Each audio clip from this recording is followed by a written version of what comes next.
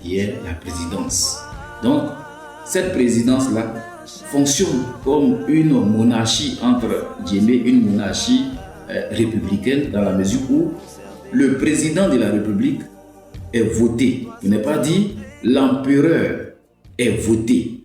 C'est pour cette raison qu'aujourd'hui, on traverse toutes ces difficultés-là pour pouvoir aller voter l'empereur. Est-ce que la Côte d'Ivoire vote un président ou bien la Côte d'Ivoire vote un empereur? C'est cette question-là que je voudrais vraiment vous poser, que vous puissiez répondre avec moi. À mon humble avis, après plusieurs recherches, il me dit que le système politique que nous avons nous cause beaucoup de difficultés, qu'il faut penser à un autre système politique. Et j'ai opté, après mes recherches, je pense que le régime ou bien le système favorable à la Côte d'Ivoire sera le système parlementaire comme vécu en Suisse. En Suisse, nous avons une décentralisation du pouvoir. Il n'y a pas un homme fort dans le pouvoir. Et nous avons des régions autonomes, nous avons des communes autonomes. Et c'est dans ces régions, vous allez voir qu'il y a la démocratie. On vote des lois dans les régions là. Et ces régions sont indépendantes, agissant avec leurs propres impôts, et ces régions arrivent à se développer elles-mêmes. C'est aussi le cas pour les communes.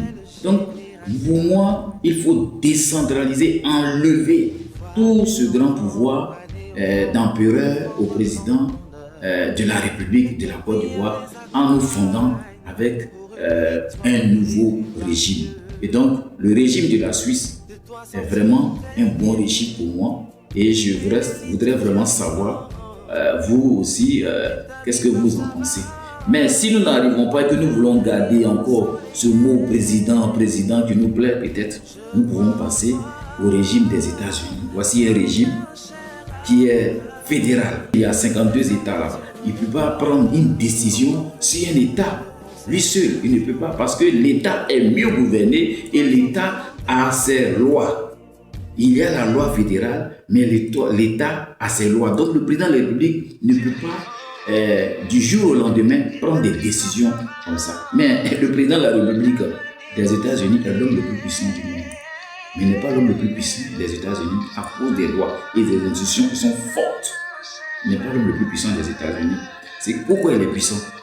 Parce que là-bas, il y a une certaine liberté démocratique, mais on a un État libre qui permet aux individus de travailler dans un capital.